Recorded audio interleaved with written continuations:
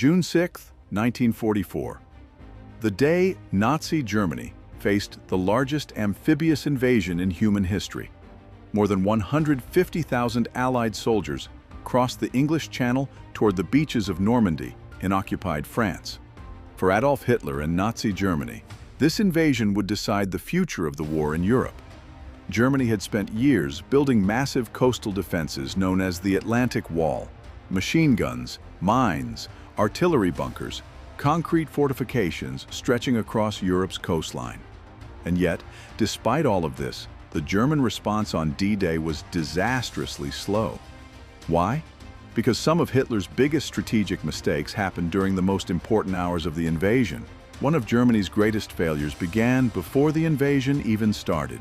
Hitler and many German commanders believed the main Allied attack would happen at Pas de Calais, the narrowest point between Britain and France. It seemed logical. The crossing was shorter, the beaches were closer to England, and German defenses there were heavily reinforced.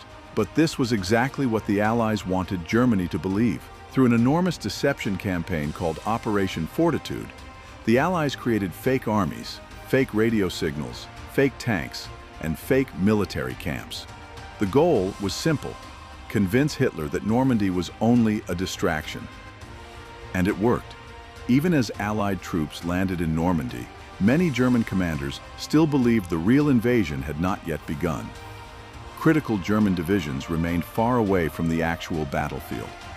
But Hitler's most damaging mistake came on the morning of D-Day itself. Germany's most powerful weapon against the invasion was its panzer divisions, heavily armored tank units capable of launching devastating counterattacks. Several German commanders wanted these tanks deployed immediately. But there was a problem. Hitler personally controlled many of the reserve panzer divisions. And during the early hours of the invasion, Hitler was asleep. German officers hesitated to wake him. Without Hitler's direct approval, tanks could not move. For hours, confusion spread through the German chain of command. Some officers believed Normandy was only a diversion. Others feared wasting reserves too early. Meanwhile, Allied troops continued pouring onto the beaches. By the time Hitler finally approved the deployment of armored divisions, precious hours had already been lost, hours that changed history. Even when German reinforcements began moving, another disaster awaited them. The Allies completely dominated the skies. Thousands of Allied aircraft attacked German convoys, bridges, railways, and communication lines. German units struggled to move during daylight. Tanks became trapped in traffic. Supply routes collapsed. Communication broke down. Entire German formations were delayed before they could even reach Normandy. At the same time, Allied paratroopers had landed behind enemy lines during the night. They sabotaged roads, captured bridges, and spread confusion across the region. To German commanders, the battlefield became chaos.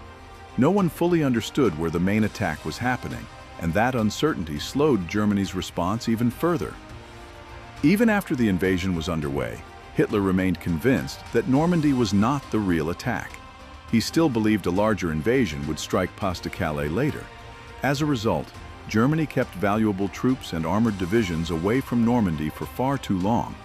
This hesitation gave the Allies exactly what they needed: time. Time to secure the beaches, time to bring in reinforcements, time to establish a permanent foothold inside France. Once the Allies broke through Normandy, the collapse of Nazi Germany accelerated rapidly. Less than a year later, Berlin itself would fall. D-Day was not won by one decision alone.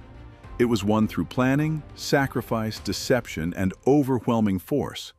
But Germany's failures played a major role in the outcome.